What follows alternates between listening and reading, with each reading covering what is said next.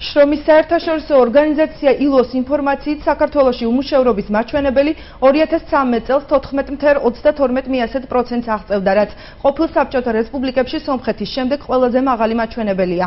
საქართველოს უცხოელი ექსპერტების ყურადღება სოციალური უთანასწორობის მაღალი მაჩვენებლითაც მიიპყრო. კვლევის მიხედვით საქართველოში კრიზისის გამო ხელფასების შემცირების ტენდენცია შეიმჩნევა.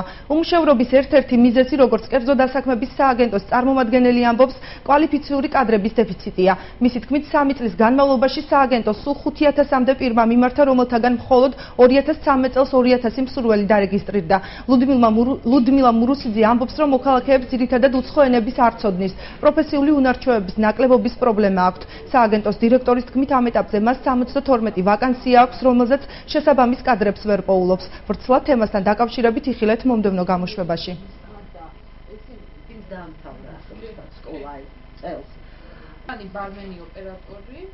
ჩვენ მოგმართვა 2013 წელს 2000-ზე მეტი მთხოვნელმა და საერთოდ ეს ტენდენცია ძალიან გაიზარდა. ჩვენ მუშაობთ ამ სფეროში 3 წელიწადია, თითქმის 5000-მდე მთხოვნელი იყო ჩვენთან მოსული. ჩვენთან მოდის ისეთი კადრები, ვინც არ არის ბოლომდე